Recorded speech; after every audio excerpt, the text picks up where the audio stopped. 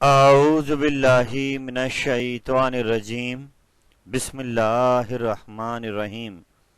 First year mathematics Karachi board फ्रिंजिंग science के तमाम स्टूडेंट्स को खुश आमदीद। In the continuation of unit number 6 topic है हमारा परमुटेशन।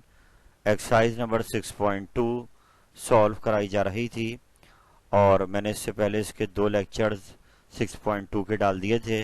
क्योंकि नंबर ऑफ क्वेश्चन ज़्यादा हैं तो आज हमारी मुमकिन कोशिश है कि इसका एक थर्ड पार्ट बनाकर परमोटेशन के इस टॉपिक को वेल कवर्ड कर दिया जाए और 6.2 जो एक्सरसाइज है ये आपके सामने आ जाए और तमाम सवालात एग्जाम्पल समेत आपके साथ डिस्कस हो जाएं, ताकि एग्ज़ाम में इंशाअल्लाह ताला जब भी परमोटेशन का सवाल अगर आता है यहाँ से तो आपको इतना तंग ना करे और आप उसको अच्छे और पुरएतमाद अंदाज में सॉल्व कर लें। याद रहे बेटे, परमुटेशन के दो लेक्चर पहले जा चुके हैं, आज थर्ड वन की बात कर रहे हैं। रिमेनिंग क्वेश्चन जो प्रीवियस टू लेक्चर्स में हमने सॉल्व नहीं करे थे उनको आज किया जाएगा। ये भी याद रखें कि you are running short of time. हर गुजरता दिन आपको एग्ज़ाम के नज़दीक लेके जा रहा है। और एक बात और मेरे बेटे कि जितना ज़्यादा अच्छा रिजल्ट आपका फर्स्ट ईयर में आएगा, जितनी पीक परसेंटेज आप फर्स्ट ईयर में स्कोर करेंगे, उतना आपके कैरियर में आगे बढ़ने के चांसेस ज़्यादा होते जाएंगे। क्योंकि आजकल यूनिवर्सिटीज़ हैं वो एडमिशन फर्स्ट ईयर के रिज़ल्ट की परसेंटेज को देखकर और एडमिशन टेस्ट वो सेकेंड ईयर के रिज़ल्ट से पहले ही ले लेते हैं। हाँ, एडमिशन टेस्ट में सेकेंड ईयर का काम शामिल है, मगर वो रिज़ल्ट की जो परसेंटेज है फर्स्ट ईयर की काउंट करके उसकी मेरिट बना रहे हैं। तो ये बात आप इस बात का ख़ास ख्याल रखें, जितना ज़्यादा फर्स्ट ईयर में स्कोर करेंगे उतना आपके चांसेस आगे बढ़ने के ब्राइट होते चले जाएंगे। तो आइए अपने आज के इस सिलसिले का आगाज़ करते हैं जो हमारा पार्ट नंबर 3 है। इससे पहले दो लेक्चर्स इसके जा चुके हैं और देखते हैं कौन से क्वेश्चंस आज आपके सामने आएंगे।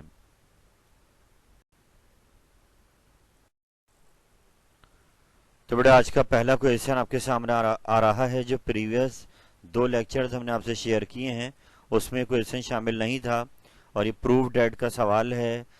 एक रिजल्ट है जिसकी दो साइड्स हैं, left and right hand side. हमें इन दोनों को इक्वल प्रूव करना है और इसका ताल्लुक परमुटेशन के फॉर्मूले से है। तो लेट्स स्टार्ट दिस क्वेश्चन। यहाँ पे हम पहला काम करेंगे कि हमने अपनी लेफ्ट हैंड साइड को ले लिया और वह एन पी आर है। And as you know N P R permutation का फॉर्मूला है, तो इसको यहाँ पर हमने खोला ही नहीं।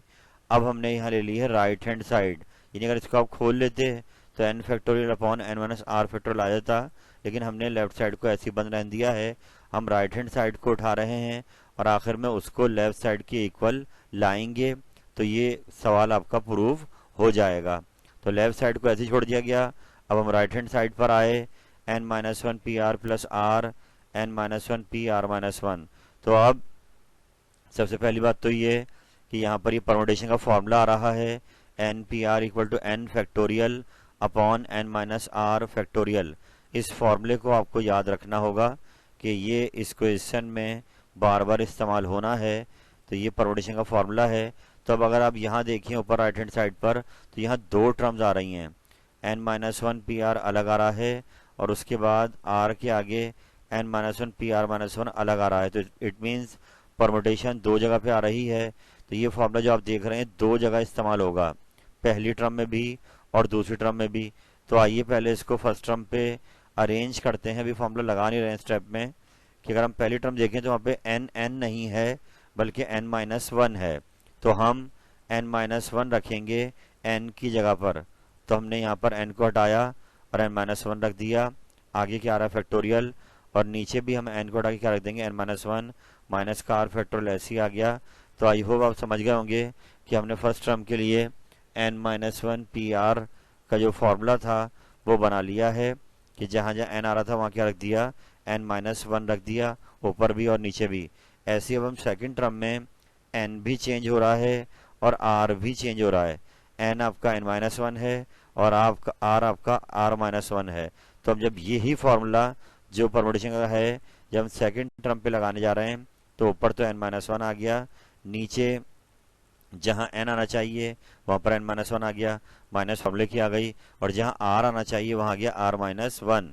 तो अभी हम सवाल में वापस नहीं जा रहे हैं राइट हैंड साइड पर, बल्कि इस फॉर्मूले को जो हमने यूज़ किया है इसको मज़ीद सॉल्व करते हैं सेकंड टर्म के लिए।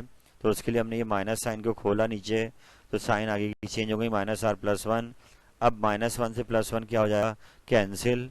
तो यूं n-1 PR-1 की एक शॉर्ट फॉर्म तैयार हो गई, n-1 factorial upon n-r factorial. यानी राइट हैंड साइड पर जो दो टर्म्स आ रही हैं परमुटेशन की, उन दोनों के फॉर्मूलाज हमने अरेंज कर लिए हैं। अब हम अगले पेज पर जाएंगे और इनकी जगह पर इनकी राइट हैंड साइड इन फॉर्मूले रखे जाएंगे। n-1 PR को हटाकर इसका फॉर्मूला रखेंगे, ऐसी n-1 PR-1 को हटाकर इसका ये वाला फॉर्मूला रखेंगे, और फिर इसको सॉल्व करेंगे और देखेंगे कि लास्ट में आंसर क्या आता है। तो let's move on towards next page कि हमने अब राइट हैंड साइड में जाकर वैल्यू को पुट करना है।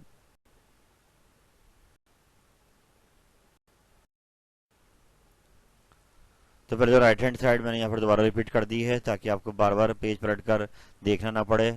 हमारा काम क्या है कि अब हमने जो वैल्यूज बनाई थी पीछे वो भी मैं आज लिख रहा हूँ, आपने नहीं लिखनी, ये सिर्फ पेज कनेक्ट करने के लिए मैंने यहाँ पर चीज़ें समझा रहा हूँ कि हमने n-1 PR का फॉर्मूला उस पेज पे बना लिया था और वो इसके इक्वल आया।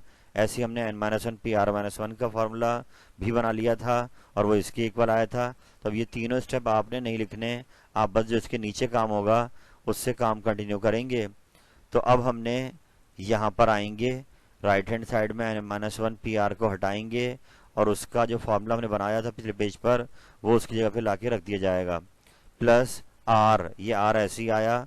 और अब n-1 PR-1 को हटाएंगे और इसका फॉर्मूला जो लास्ट पेज पे हमने बनाया था वो लाके इस जगह पे रख दिया है। आई होप बात समझ में आ गई होगी कि वही फार्मूला हमने जो पीछे बनाए थे उनको लाकर यहाँ यूज़ किया गया है। आई होप यहाँ तक बात क्लियर है। तो अब इसके बाद यहाँ पर जो बात आगे बढ़ेगी वो ये है कि फैक्टोरियल के हवाले से आपने ये बात याद रखनी है कि फैक्टोरियल एक फंक्शन है। मैं बात कर रहा हूँ डिनोमिनेटर की। फैक्टोरियल जब खुलता है तो कैसे खुलेगा कि पहले ये टर्म पूरी आती है और फिर उसमें एक कम हो जाता है। तो अगर मैं n-r फैक्टोरियल खोलना चाहूँ तो मैंने n-r को ऐसे लिख दिया और अगली टर्म में मैंने उसमें से एक कम कर दिया, मैं आगे नहीं खोलना चाह रहा तो मैंने क्या लगा दिया, फैक्टोरियल। तो दोबारा बात समझिएगा मैं ऐसा क्यों कर रहा हूँ, क्योंकि इन दोनों डिनोमिनेटर के अंदर ये वाला डिनोमिनेटर बड़ा है, n-r फैक्टोरियल बड़ा है, n-r-1 फैक्टोरियल छोटा है। तो मैंने बड़े वाले को खोला है ताकि बाद में अगले स्टेप में मैं कॉमन ले सकूं, ऊपर से भी और नीचे से भी। तो बड़ा कैसे खुला, फैक्टोरियल जब भी खुलेगा तो जिस पे लगा हुआ था वो ऐसे ही आएगा, अगली बारी में उसमें से एक कम हो जाएगा। तो अब आप देखिए इन दोनों के अंदर न्यूमरेटर में भी कॉमन आ रहा है n-1 फैक्टोरियल और डिनोमिनेटर में कॉमन आ रहा है n-r-1 फैक्टोरियल। ये दोनों टर्म्स को कॉमन लिया जाएगा। n-1 फैक्टोरियल ऊपर से बाहर आ गया, जब ऊपर से बाहर आया तो इस जगह पे यहाँ रह जाएगा पूरा 1। वजह उसकी यह है कि नीचे से कॉमन लिया है n-r-1 फैक्टोरियल, जो यहाँ भी आ रहा है और यहाँ भी आ रहा है। और अगर आप देखें तो हमने जब ये पूरा ही बाहर निकाल लिया तो इस जगह पे क्या रह जाएगा, 1। आप देख सकते हैं n-1 फैक्टोरियल ऊपर से कॉमन निकला है, n-r-1 फैक्टोरियल नीचे से कॉमन निकला, तो यहाँ रह गया 1 प्लस ये वाला r बच गया, वो r ये रहा। ऊपर से n-1 फैक्टोरियल कॉमन ले लिया है, नीचे से n-r-1 फैक्टोरियल कॉमन ले लिया है, खाली क्या बचा n-r, यानी ऊपर r बच गया, नीचे क्या बच गया n-r, और यहाँ पूरा टर्म कॉमन आ गया तो 1 रह गया। अगले स्टेप में एलसीएम लेंगे, बाहर वाली टर्म ऐसी लिखी रहेंगी, अंदर n-r और नीचे 1 है तो इनका एलसीएम n-r आ गया, ये जाके 1 से हो गया मल्टीप्लाई, n-r और प्लस का r ऐसे ही आया। अब r से r कैंसिल हो जाएंगे अगले स्टेप में। तो अब ये जो स्टेप बचा है यहाँ पर आप ये देखिए, ये जो n मल्टीप्लाई हो रहा है इसको मैं शुरू में लिख सकता हूँ, अलजबरा अलाउ करती है मुझे। ऐसे n-r जो यहाँ लिखा हुआ ये भी मैं यहाँ पे स्टार्ट में लिख सकता हूँ। तो अगले स्टेप में मैं यही काम कर रहा हूँ कि n को शुरू में लिख दिया। और अब ऊपर आप देखिए कि फैक्टोरियल की डेफिनेशन अगर यूज़ की जाए तो n इंटू n-1 फैक्टोरियल को हम दोबारा बंद कर सकते हैं n फैक्टोरियल में। यानी जैसे आपने यहाँ खोला था n-r फैक्टोरियल खोला तो फर्स्ट टर्म ऐसी आई, अगली टर्म में एक कम कर दिया, तो जब खोल सकते हैं तो इसको दोबारा बंद भी कर सकते हैं। तो मैं कहना चाह रहा हूँ n into N minus one factorial को हम अगले स्टेप में n फैक्टोरियल लिख सकते हैं। और ऐसी जो नीचे आ रहा है minus R into N minus R minus one factorial, तो हमने यहाँ खोला भी था कि एन माइनस आर फैक्टोरियल के बराबर है, यानी इन दोनों को बंद करने जा रहे हैं। अब आप सोचेंगे बंद क्यों कर रहे हैं, क्योंकि हमें जो आखिर में लेफ्ट हैंड साइड बनानी है उसके लिए ऊपर होना चाहिए एन फैक्टोरियल और नीचे होना चाहिए एन माइनस आर फैक्टोरियल, जो अब आ गया है। को हमने हटाया, N into N minus one factorial को हटाया, वहाँ रख दिया एन फैक्टोरियल, और नीचे N minus R into N minus R minus one factorial को हटाया, वहाँ रख दिया एन माइनस आर फैक्टोरियल। इनके बड़े में बंद कर दिया, जैसे खुला था ऐसे ही दोबारा इसको बंद कर दिया, और अब ये बन गया है दोबारा से एन पी आर का फॉर्मूला। और देख लेफ्ट हैंड साइड भी एन पी आर आ रही थी और राइट हैंड साइड का आंसर भी क्या आ रहा है, एन पी आर आ रहा है। तो यूं ये सवाल आपका कंप्लीट हो गया। ये पार्ट वन जो था ये प्रूव हो गया है। आप इसको बार बार दोहराइए। हम चलते हैं आगे।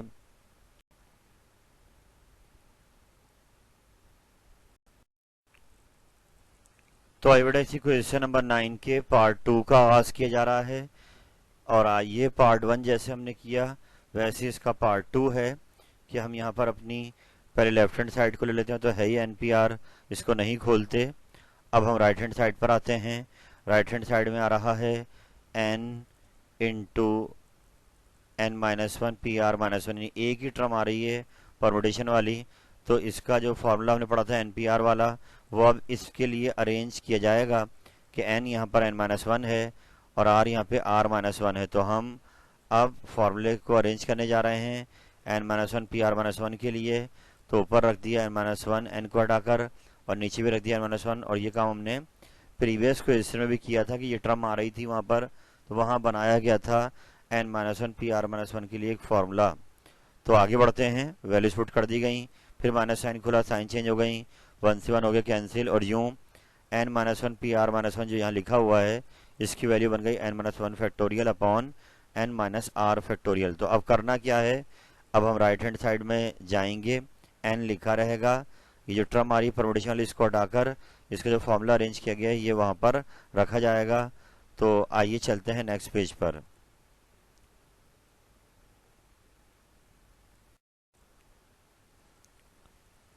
तो ये राइट हैंड साइड जो आपने ली हुई थी वो दोबारा यहाँ पे मेंशन कर दी है, आपने नहीं लिखना है, इसे समझाने के लिए कि ताकि पेज पलटना ना पड़े। आपने ये वैल्यू बनाई थी N minus one P R minus one की, वो मैंने यहाँ पे लिख दी है, ये आपने नहीं लिखना। इसके नीचे से जो काम होगा ये कंटिन्यू हो रहा है ये वाला सवाल कि अब हम गए राइट हैंड साइड पर, एन ऐसी लिखा रहा, N minus one P R minus one को हटाया और जो इसका फॉर्मूला बनाया गया था वो लाके इसकी जगह पे रख दिया N minus one factorial upon N minus R factorial. तो अब देखते हैं आगे। आगे ये किया कि हमने n इसको इसके साथ मल्टीप्लाई करा दिया। तो अब आप समझ सकते हैं एक बार फिर यहाँ पे फैक्टोरियल बंद होने जा रहा है कि n into N minus one factorial को हम बंद कर देंगे n फैक्टोरियल, बिकॉज ये इसके बराबर है कि अगर n फैक्टोरियल खुलता है तो n ऐसे ही आता, आगे n में एक कम हो जाता और फैक्टोरियल लग जाता। अगर ये खुल सकता है तो हमने इसको बंद कर दिया है। नीचे लिखा हुआ है N minus R factorial, and as you know ये फॉर्मूला है एन पी आर का। तो इस पूरे को हटा के क्या लिख देंगे एन पी आर, और लेफ्ट हैंड साइड भी आपकी यही थी और राइट हैंड साइड भी आपकी यही आ गई। तो आई होप क्वेश्चन क्लियर हो गया होगा। पिछले सवाल की तरह क्वेश्चन है, आप इसको बार बार दोहराएं।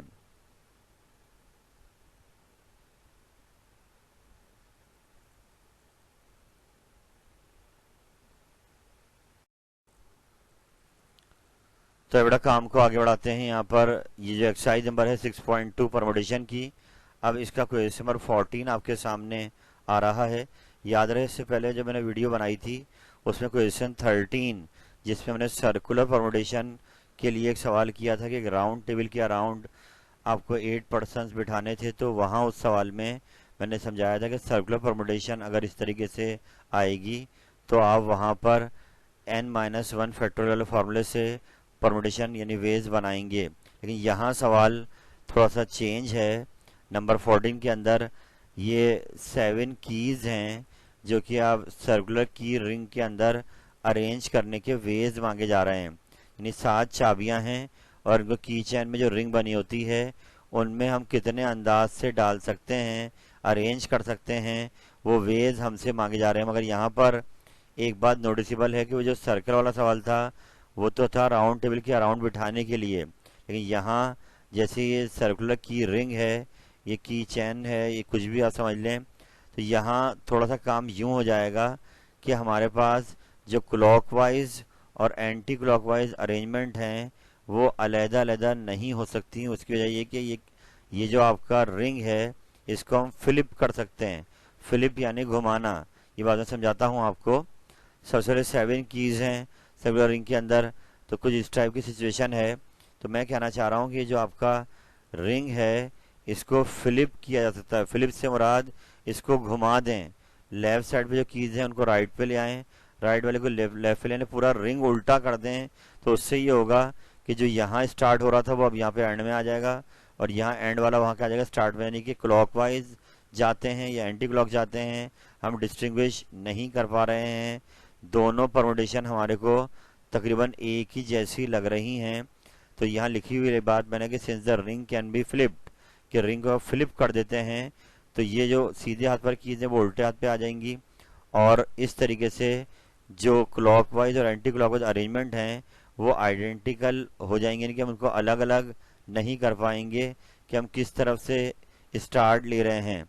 जैसे कि राउंड द टेबल के अराउंड जब बैठ रहे थे तो वहां तो बैठ थे, वो फ्लिप तो नहीं हो सकता कि आप एक बार बैठ गए वहीं से आपका सर्कल शुरू हो गया। लेकिन यहाँ रिंग के केस में या नेकलेस आ जाए, ये इस टाइप की बीड्स नेकलेस में लगी हुई वो आ जाए, तो उस सूरत में वो क्योंकि फ्लिप हो सकता है तो arrangement clockwise anti clockwise distinct नहीं है, अलग अलग नहीं है, बल्कि आइडेंटिकल लग रही हैं।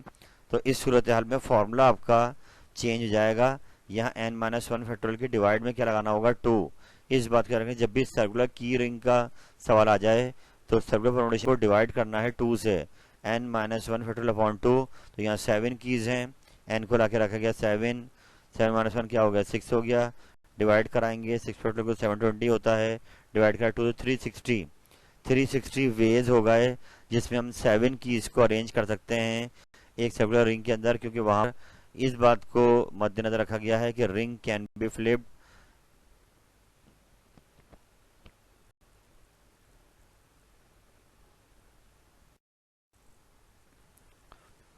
तो मेरे बेटे इस बात का ध्यान रखिए कि मैथमेटिक्स में अगर आप स्कोर बिग करना चाहते हैं तो you have to concentrate on the examples also, कि 6.2 से पहले कुछ एग्जाम्पल्स भी गिवन हैं। तो मैंने पेज नंबर 186 पे एग्जाम्पल नंबर 4 है, इसको यहाँ पर नोट किया है कि यहाँ ये क्वेश्चन पेपर में आपके आ सकता है। हाउ मैनी सिग्नल्स, सिग्नल्स यानी कि वो इशारे बनाए जा रहे हैं, can be made with 6 flags, यानी 6 फ्लैग आपके पास हैं। जैसे फुटबॉल में होता है ऑफ साइड देते हैं तो फ्लैग के जरिए बता रहे होते हैं, निशानदही कर रहे होते हैं। तो ऐसे ही यहाँ पर पूछा जा रहा है कि हम कितने सिग्नल्स बना सकते हैं 6 फ्लैग्स को यूज करते हुए, जबकि हर फ्लैग का कलर क्या है अलग अलग है। बाय होस्टिंग यानी झंडे को पकड़कर 1 एक झंडे के जरिए या 2 के जरिए या 3 के जरिए 4 या 5 या सबको लेकर हम कितने सिग्नल्स तैयार कर सकते हैं। याद रहे बेटे परमुटेशन के अंदर हम एडवांस काउंटिंग कर रहे हैं, हमें हर पॉसिबल वे गिनना होगा जिसमें वो इवेंट हो सकता है। तो पहला तरीका तो ये है कि हम एक ही फ्लैग ले लें और अपना ये काम कर दें, तो इवेंट आपका पूरा हो जाएगा। तो यानी इसको हमें हर स्टेप के लिए अलग अलग करना पड़ेगा। मतलब कि अगर हम एक फ्लैग को लेते हैं तो उसके वेज बन रहे हैं NPR वाले फॉर्मूले से, n हो गया टोटल, 1 जो थिंग हमने लेनी है 6p1 6 वेज आ गए।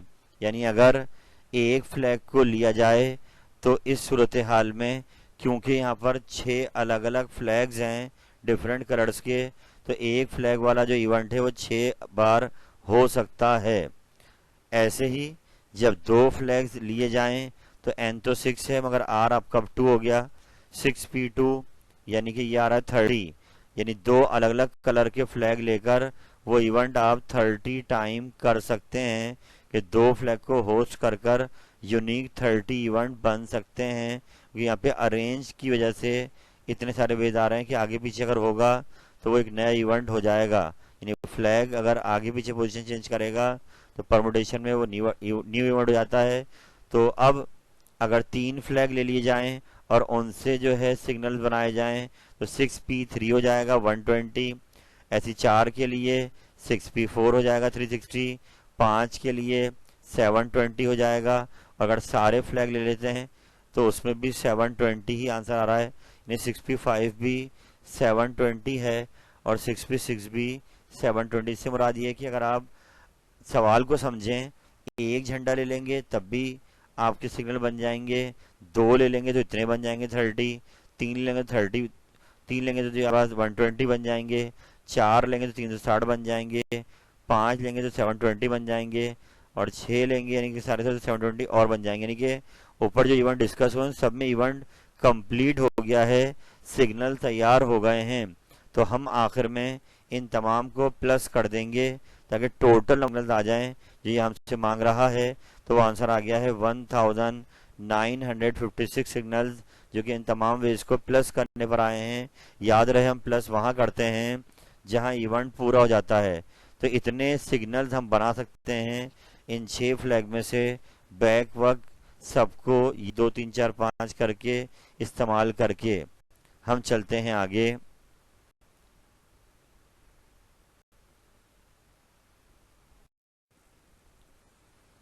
तो बेटा ये एक एग्जाम्पल और एग्जाम्पल नंबर 5 है बुक के पेज नंबर 186 पर। मैं न्यू बुक मैथमेटिक्स की बात कर रहा हूँ और ये आपके पेपर में आ सकती है कि if N P three is equal to 12 N upon 2p3, तो बताएं एन की वैल्यू क्या होगी। तो यहाँ पर आपको एन पी आर वाला फॉर्मूला यूज़ करना होगा।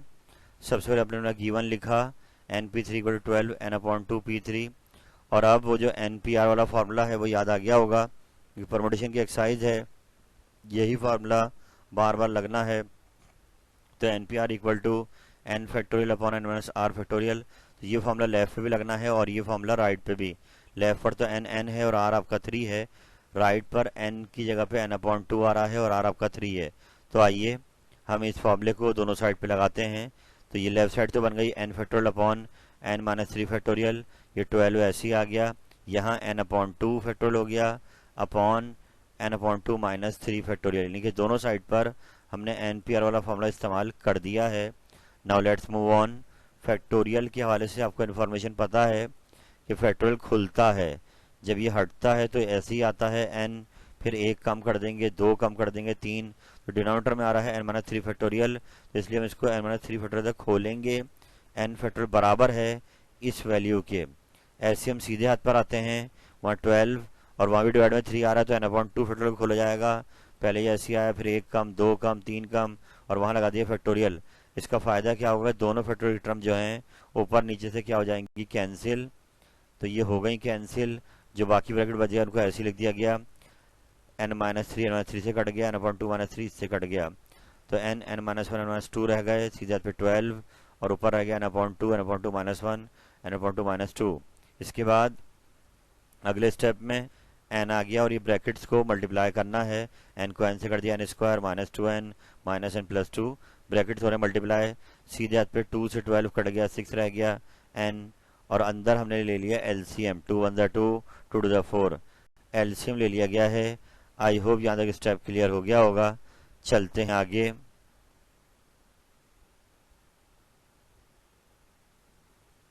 इसके बाद एक स्टेप और हुआ है कि एन से एन क्या हो गया, cancel, N square minus 3n plus 2 हो गया, और ये जो 2 है इसने 6 को काटा, 2 3 6, और एक 2 जो है डिवाइड 3 के लग गया, एन एस 2 ऐसे ही आया, एन माइनस 4 ऐसे ही आया। आई होप यहाँ तक स्टेप क्लियर होंगे। अब अगले पेज पर इसको फर्दर सॉल्व किया जाएगा। तो बढ़ते हैं नेक्स्ट पेज पर।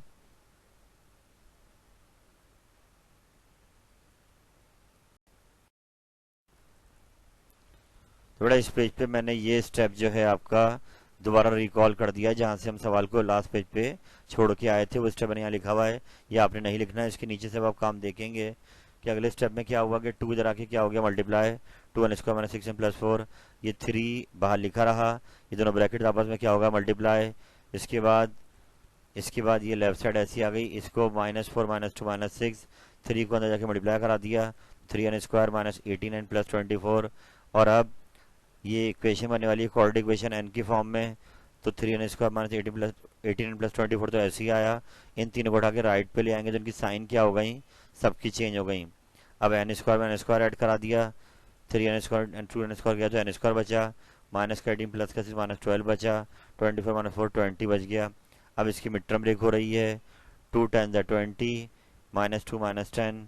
अब n कॉमन लेंगे, n माइनस 2 माइनस 10 कॉमन लिया, n माइनस 2, दो फैक्टर आपके आ गए, n माइनस 2 n माइनस 10। और अब हम आइदर और कर देंगे, आइदर n माइनस 2 इक्वल 0 तो n की वैल्यू 2 आ रही है और n की वैल्यू आपकी 10 आ रही है। मगर याद रहे बेटे, इस क्वेश्चन में जैसे हम पीछे जब आप पेज देख रहे हैं तो r आपको 3 मिला था, तो मैंने शुरू में कहा था आपसे एक बार कि n या तो r के बराबर होगा या r से बड़ा होगा, ये कभी r से छोटा नहीं हो सकता। आप इससे पहले पेज पे देखिएगा, r1 पे क्या आ रहा है, 3 आ रहा है, इसलिए जो n इक्वल 2 है ये पॉसिबल नहीं है, n इक्वल 2 जो है पॉसिबल नहीं है। तो n की वैल्यू क्या ली जाएगी, 10। ये 10 इज द करेक्ट आंसर। 10 क्या आ रहा है, 3 से बड़ा आ रहा है, r 3 था तो कभी भी n 2 नहीं हो सकता, क्या लिया जाएगा, 10। तो यहाँ क्वेश्चन आ गया, अब कंप्लीट हो गया है। आप इसको आराम से दोहराइए।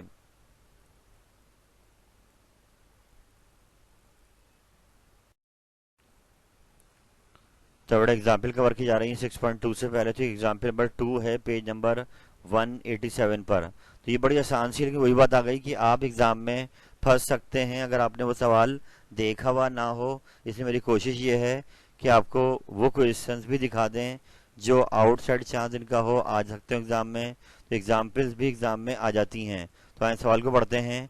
How many whole numbers can be formed, यानी हमें नंबर्स को अरेंज करके नंबर्स बनाने हैं। जो डिजिट्स दिए हुए हैं 1 2 3 4 3 2 1, 7 डिजिट्स आपको गिवन है, मगर उन नंबर्स को फॉर्म करते हुए इस बात का ध्यान रखना होगा कि इवन प्लेसेस पर इवन डिजिट्स को ही रखा जाए। यानी फॉर एग्जांपल अगर आप यहाँ देखिए तो 3 इवन नंबर हैं, 2 4 और 2, और अभी इत्तेफाक से इवन प्लेसेस पर ही आ रहे हैं। लेकिन ये 2 कहाँ आ रहा है, सेकंड प्लेस पे आ रहा है, ये 4 कहाँ आ रहा है, फोर्थ प्लेस पे आ रहा है, ये 2 कहाँ आ रहा है, 6 प्लेस पे आ रहा है। तो इवन प्लेसेस को इवन डिजिट्स कवर कर रहे हैं। ऐसे हम कितने नंबर बना सकते हैं जो इन डिजिट्स को लेकर बने और उनमें इवन प्लेसेस पे क्या आ रहा हो, इवन नंबर आ रहे हो, ये है हमारा सवाल। तो एग्जाम्पल ये है, जस्ट लाइक दिस, देखें इवन नंबर है 2 और वो आ रहा है सेकंड पर, इवन नंबर है 4 वो आ रहा है फोर्थ पोजीशन पर, इवन नंबर 2 है वो आ रहा है 6th पोजीशन पर। तो ये कहना ही चाह रहे हैं आप इन सातों डिजिट को लेकर ऐसे नंबर्स कितने बना सकते हैं जिनमें इवन प्लेसेस पर इवन डिजिट ही आ रहे होंगे।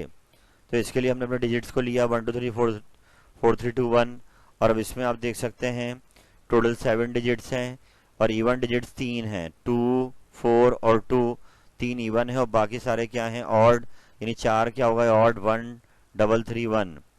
तो अब इवन प्लेसेस अगर जब सातों को लेकर बनाया जाएगा तो कौन कौन सी होंगी, सेकंड फोर्थ और 6, सेकंड फोर्थ और 6 प्लेस कहलाएंगी इवन। तो सवाल के हिसाब से सवाल ने कहा है कि हमें इवन डिजिट्स को अरेंज करना है इवन प्लेसेस पर। तो इवन प्लेसेस कितनी है आपकी, 3 हैं। तो इवन डिजिट जो 3 2 4 2 है, they can be shuffled on these 3 places. तो पहले हम इनको रखने का वे बनाते हैं कि इन इवन प्लेसेस को इवन डिजिट से कवर कितने तरीकों से किया जा सकता है। तो उसके लिए आप देखिए कितने डिजिट्स हैं और कितने प्लेसेस हैं, 3 इवन डिजिट्स हैं और 3 प्लेसेस। तो ऊपर आ गया 3 फैक्टोरियल, मगर उसमें आप देखें 2 बार आ रहा है, तो ये रिपीट वाला सवाल हो गया कि 2 बार आने की वजह से उसका जो 2 फैक्टोरियल है, जो उसकी फ्रीक्वेंसी है बार बार आने की, वो कहाँ रही, डिवाइड में। अब 3 फैक्टोरियल तो क्या हो गया, 6 डिवाइड बाई 2 से डिवाइड कर दिया, तो आंसर आ रहा है 3 वेज। यानी कि ऐसे हम 3 मुख्तलिफ नंबर्स बना सकते हैं जिनमें इवन प्लेसेस पर इवन डिजिट्स आ रहे होंगे और वह नंबर यूनिक होंगे, इससे पहले नहीं बने गए होंगे। और ऐसे ही अगले पार्ट में अभी ये बात को समझें कि सवाल कुछ ये है कि अभी हमने सिर्फ इवन प्लेस को भरने का वे बनाया है, यानी कि अभी हमने सिर्फ 3 ही नंबर रखे हैं और उनसे खाली इवन प्लेस भर रही हैं। ये हमारी रिक्वायरमेंट सवाल की कब पूरी होगी, जब सातों प्लेस भर जाएं। तो अभी सातों प्लेस नहीं भरी हैं, अभी सिर्फ 3 प्लेस भरी हैं, और वो कौन सी, इवन वाली हैं कि उनमें 2 4 2 को 3 तरीकों से शफल किया जा सकता है। लेकिन अभी बाकी 4 डिजिट्स और आने हैं, तो वो हैं ऑड, और ऑड पे कोई पाबंदी नहीं है, ऑड डिजिट्स को हम कहीं भी रख सकते हैं, they can be shuffled on remaining 4 places, क्योंकि चारों ऑड नंबर चारों प्लेस में से कहीं पे भी आ सकते हैं। तो इसके लिए अब यहाँ ऑड में भी देखें तो 1 2 बार आ रहा है और 3 भी 2 बार आ रहा है, तो टोटल तो हो गया 4 ऑड, 4 फैक्टोरियल ऊपर आ गया, और जो 2 बार 1 आ रहा है उसकी फ्रीक्वेंसी नीचे, 2 फैक्टोरियल इंटू 2 बार 3 आ रहा है तो 2 फैक्टोरियल नीचे, 4 फैक्टोरियल का 24, 2 टू ज़ा क्या होगा 4, 2 फैक्टोरियल 2 ही होता है, डिवाइड करा है 6। तो 6 तरीके ऐसे हैं जिनमें बाकी 4 प्लेसेस पर ऑड नंबर शफल हो सकते हैं, और 3 तरीके ऐसे हैं जिनमें कि इवन प्लेसेस पर इवन डिजिट शफल हो सकते हैं। लेकिन अभी तक नंबर तैयार नहीं हुआ है, तो आखिर में टोटल वेज बनाने के लिए इन दोनों अलग अलग वेज को मल्टीप्लाई किया जाएगा। तो अब 18 वेज, 3 6 18, यानी 18 इस तरीके के नंबर हम बना सकते हैं जिनमें सातों डिजिट लिए गए होंगे और इवन प्लेसेस पर इवन डिजिट्स आ रहे होंगे। आई होप सवाल क्लियर हो गया होगा। चलते हैं आगे।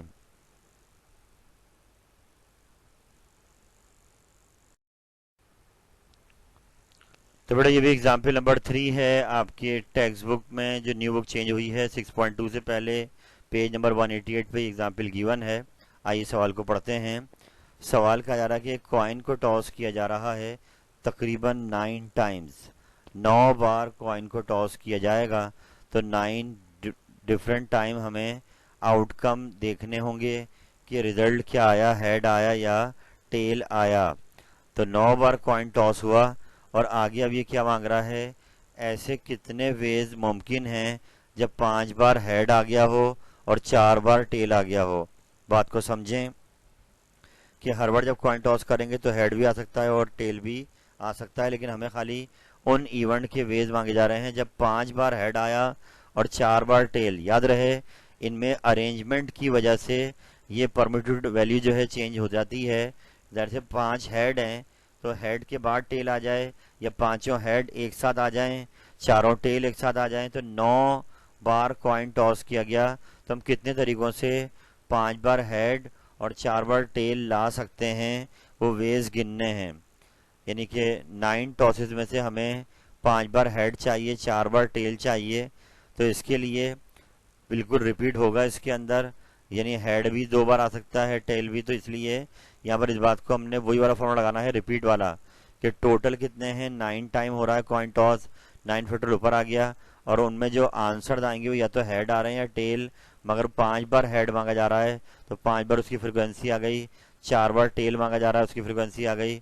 सॉल्व करा इसको, 98765 तक खोल दिया, 5 से 5 फैक्टोरियल कैंसिल हो जाएगा, और अब ऊपर वाले ऊपर से मल्टीप्लाई कर दिए तो 3024, 4 फैक्टोरियल बच गया, वो बराबर होगा 24 के। तो डिवाइड करने पे आंसर आ रहा है 126 वेज। यानी जवाब ये समझाने की कोशिश कर रहा है कि 126 तरीकों से रिजल्ट ऐसे लिखे जा सकते हैं 9 टॉस के जिनमें 5 बार हेड आ गया हो और 4 बार टेल आ गया हो। ये 126 लिए हो गए कि नंबर ऑफ जी टॉसिस पर जो है ये हेड शफल हो रहे हैं, यानी कि आपने 5 हेड्स करने हैं अरेंज। मैं आपको एग्जाम्पल देता हूँ एक तरीके से यहाँ सामने, कि मैं 9 बार कॉइन टॉस करना है तो मैं 9 यहाँ पे बॉक्सेस बना रहा हूँ। 9 बॉक्स बनाकर आप यहाँ पर अब क्या करेंगे, इन बॉक्सेस को फिल करने जाएंगे। यानी पहली बार टॉस हुआ तो हेड आ गया, दूसरी बार टॉस हुआ टेल आ गया, तीसरी बार टॉस हुआ tail, tail head head tail head tail. तो ये वो जो 9 टाइम टॉस हुआ और सवाल में जो मांग रहा है वो क्या मांग रहा है, 5 बार हेड आया हो। तो 1 2 3 4 5 बार हेड आया है और 4 बार क्या आया, टेल। तो 126 में से एक तरीका रिजल्ट निकलने का ये हो सकता है जिसमें हेड और टेल ऊपर नीचे होने की वजह से आपकी जो वेज हैं वो बढ़ते जा रहे हैं। तो 126 तरीकों से हम इन रिजल्ट्स को लिख सकते हैं। आई होप बात समझ में आ गई होगी। हम चलते हैं आगे।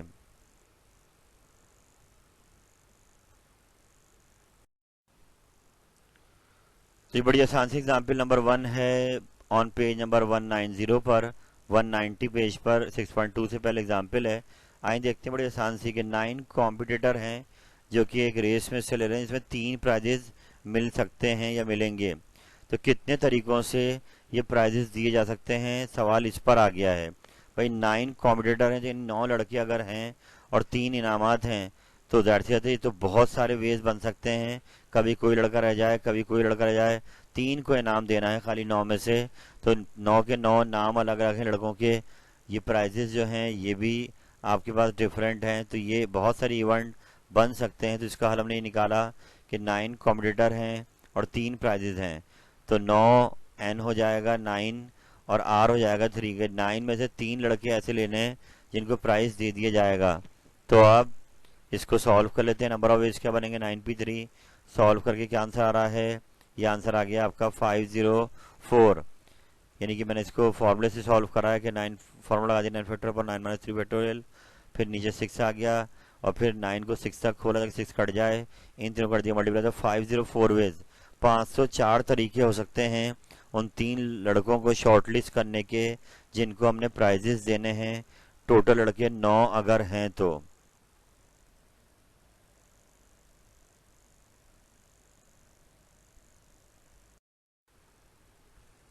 बड़े एग्जाम्पल नंबर 2 है ऑन पेज नंबर 190 पर, इसको भी देख लेते हैं कि ये कह रहा है कि फिजा को सेलेक्ट करनी है, लेनी है 1 red ball, 1 yellow ball and 1 green ball from a box containing 4 red 3 yellow and 5 green balls. यानी कि एक बॉक्स है, उसमें से उठानी है एक बॉल, एक रेड, एक येलो और एक ग्रीन। तो कितने तरीकों से फिजा ये इवेंट परफॉर्म कर सकती है। तो लेट्स मूव ऑन के 1 रेड लेनी है, 1 येलो 1 ग्रीन, और कहाँ से लेनी है 4 रेड में से, 3 येलो में से और 5 ग्रीन में से।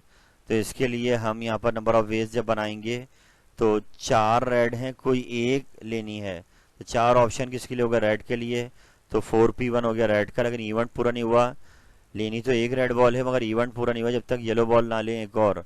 तो अब 3 येलो बॉलें हैं 3p1, और ऐसे ही 5 ग्रीन बॉल है, उनसे भी एक लेनी है। जब तीनों एक एक बॉल आ जाएंगी तो अब जाके इवेंट क्या होगा पूरा। तो प्रीवियस क्वेश्चन की तरह हम मल्टीप्लाई करते हैं जब तक इवेंट कंप्लीट ना हो जाए।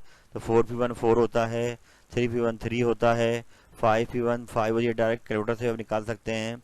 और आखिर में ये आंसर आ रहा है 60 वेज, यानी 60 यूनिक इवेंट हो सकते हैं एक एक बॉल निकालने के दस्तियाब बॉलों में से। तो आई होप अब सवाल समझ में आ गया होगा ये 60 वेज क्यों बन रहे हैं, क्योंकि 4 रेड बॉल हैं। अब इसमें चारों पे अगर आप ABCD लिख दें तो चारों रेड क्या है यूनिक, कोई एक रेड भी चेंज होगी तो वो हो जाएगा एक नया इवेंट। तो इसलिए 60 इवेंट पॉसिबल हैं इन एक एक गेंदों को निकालने के दी हुई बॉलों में से। इस सवाल को बार बार दोहराइए, हम चलते हैं आगे।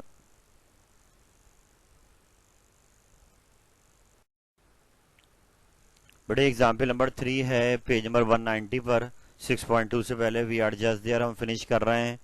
ये एग्जाम्पल्स एग्जाम में आ सकती हैं। तो आइए इसको देखते हैं कि सवाल क्या कह रहा है कि 9 डिफरेंट जॉब्स हैं, पोस्ट हैं, वैकेंसीज हैं जिसको हमें फिल करना है।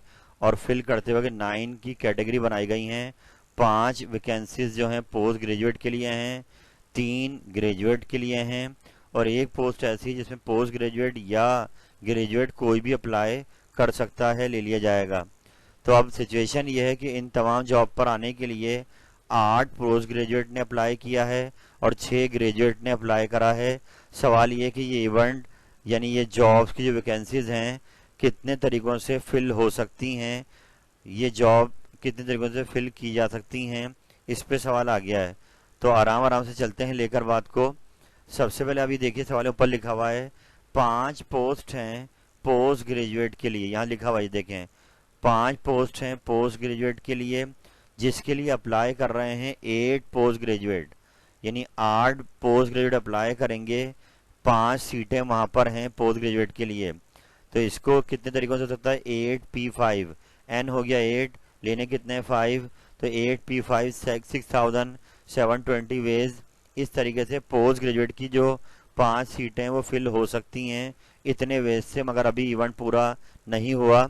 जब तक 9 की 9 प्लेसेस कंप्लीट ना हो जाएं इवेंट पूरा नहीं हुआ है। तो अब यहाँ पर अगली जो जॉब हैं वो 3 जॉब्स हैं ग्रेजुएट्स के लिए जिसके लिए अप्लाई कर रहे हैं 6 ग्रेजुएट के। 3 जॉब्स हैं, 6 ग्रेजुएट अप्लाई कर रहे हैं, तो 6p3 120 वेज से हम इन 3 जॉब को बढ़ सकते हैं 6 ग्रेजुएट से। लेकिन अब अगली बात बड़ी इंटरेस्टिंग है कि आपने 5 और 3 8 बंदे तो ले लिए लेकिन 9 लेने हैं एक पोस्ट अभी खाली है, उसके बारे में वो कह रहा है कि अब आप वो एक पोस्ट ग्रेजुएट या पोस्ट ग्रेजुएट किसी को भी दे सकते हैं। तो उसके लिए हमने अब ये देखना होगा कि बचे कितने। देखें 8 और 6 14, 14% ने अप्लाई करा, आपने उनमें से 8 सेलेक्ट कर लिए हैं। 8 बंदे जब 14 सेलेक्ट हो गए तो बाकी रह गए 6। तो 6 में पोस्ट ग्रेजुएट और ग्रेजुएट दोनों शामिल हैं। इनमें से लेना कितना है, सिर्फ एक। तो 6P1 ये इनके बेस हो गए। और अभी तक इवेंट पूरा नहीं हुआ है कि 9 जब जॉब्स फिल करेंगे तो इवेंट पूरा होगा। तो आखिर में सारे बेस कर देंगे मल्टीप्लाई। तो आंसर आपका आ रहा है 4838 400 वेज। इतने सारे वेज हो सकते हैं इन 9 पोस्ट को फिल करने के। आपको अगर दिए जाएं 14 लोग जिनसे इनको फिल करना हो तो इतने सारे वेज से इवेंट हो सकता है। इसको आप बार बार दोहराएं।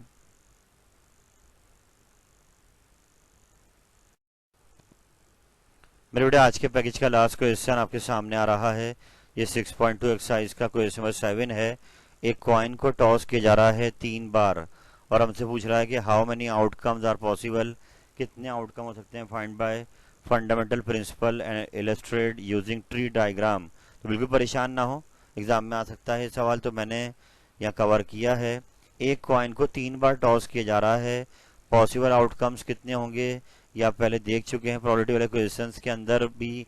आप देखेंगे आगे कि एक कॉइन को अगर 3 बार टॉस करेंगे तो रीअरेंज होने की सूरत में जो रिजल्ट्स आएंगे तीनों टाइम हेड आ सकता है, 2 बार हेड आ जाए, 1 बार टेल आ जाए। एक कॉइन को जब तक 3 बार टॉस करके उसका रिजल्ट ना लिखा जाए इवेंट पूरा नहीं होगा। तो तमाम पॉसिबल आउटकम्स यहाँ सामने बने हुए हैं, इसको आराम से आप देखिए। तो हम यहाँ कह सकते हैं कि टोटल आउटकम कितने हैं 8। और एक्चुअली प्रिंसिपल से कैसे आए कि भाई आपने पहली बार कॉइन टॉस करा, कितने इवेंट मुमकिन थे, हेड या टेल, तो 2 उसका आ गया। दूसरी बार टॉस करेंगे तो कितनी इवेंट मुमकिन, 2। तीसरी बार टॉस में 2 चांस हैं, तो तीनों चांसेस को मल्टीप्लाई कर दे तो 8 आउटकम्स मुमकिन हैं। ये फंडामेंटल प्रिंसिपल से आंसर आ गया। और अब ट्री डायग्राम की बात कर रहे हैं क्वेश्चन में, तो इसके लिए हल ये होगा कि लेट सपोज इधर देखिए आप कि आपने कॉइन टॉस करा तो क्या चांस है, या तो हेड आ जाएगा या टेल आ जाएगा। तो ये पहली बार टॉस करने पर देखा कि हेड आ जाएगा या टेल। तो ये पहले पहले जितने रिजल्ट हैं सारे वो इसी से बने हैं कि हेड आ जाए या टेल आ जाए। तो अब आप इससे आगे निकलेंगे, ये हेड आ गया, 4 बार हेड शुरू में देख रहे हैं तो 4 बार यहाँ से निकलेंगे, और 4 बार टेल आप शुरू में देख रहे हैं तो वो यहाँ से निकलेंगे, यानी ब्रांचेस बनेंगी। तो अब इधर आते हैं कि यहाँ पर ऐसा हो सकता है कि अब दूसरी बार टॉस करा तो यहाँ से हेड आ जाए और फिर यहाँ से टेल आ जाए। सेम गोज टेल के बाद टॉस करा तो यहाँ से हेड आ जाए या यहाँ से टेल आ जाए। तो ये ब्रांचेस बनती जा रही कि एक बार टॉस हुआ तो ये सिचुएशन आ गई, यहाँ से दूसरी बार टॉस करा तो फिर हेड टेल आ सकता है। और अब क्योंकि तीसरी बार टॉस हुआ है तो एक बार फिर ये ब्रांच बनेगी और एक बार फिर टॉस होगा तो हेड आ जाए, टेल आ जाए या नीचे आ जाए। तो इस सूरत में हमने एक काम करा कि इन तीनों रिजल्ट्स को मिला के लिखा कि पहली बार हेड आया था, फिर हेड आया और फिर हेड आया। ऐसी दूसरी नीचे क्या हुआ है, पहली बार हेड आया, फिर हेड आया और फिर टेल आया। अब इधर आ जाते हैं, यहाँ पर इस पर दो इवेंट पॉसिबल हैं कि हेड आ जाए या टेल आ जाए। तो यहीं रुककर हमने क्या करना है, अपने आउटकम अलग करने हैं। पहली बार हेड आया, फिर टेल आया, फिर हेड आया। ऐसी पहली बार हेड आया, टेल आया और अब नीचे क्या आया, टेल। ऐसी अब जैसे ये कवर हो गया, 4 आ गए देखिए 8 में से, जिसमें 4 बार हेड शुरू में आया। अब यहाँ क्या होगा, 4 बार टेल शुरू में आएगा। तो हेड से निकलेंगे 2, एक हेड और एक टेल। तो यहीं पर मतलब जगह नहीं है, खैर मैं इसको मिक्स कर रहा हूँ, टेल हेड हेड, और ऐसी टेल हेड टेल, ये अगला इवेंट मुमकिन है। ऐसी जो इस टेल से निकलेंगे यहाँ से भी हेड टेल निकल आएंगे, मुमकिन है। तो इनको जब मिलाएंगे तो टेल टेल हेड या ट्रिपल टेल आपके सामने आ जाएगा। तो ये जो मैंने बना दिया ये कहलाती है ट्री डायग्राम, जो हमारे आउटकम को शो करती है एट द लास्ट। तो इसकी अब अच्छी प्रैक्टिस करें। वीडियो में टाइम ज़्यादा हो गया तो इसको यहीं रोकते हैं, आप इसको बार बार दोहराइएगा।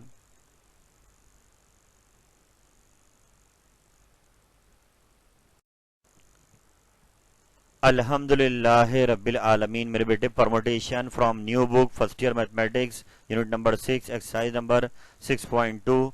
आज मैंने इसकी तीसरी वीडियो बनाई है और नियरली हम लोगों ने परमोटेशन का टॉपिक को कंप्लीट कर दिया है।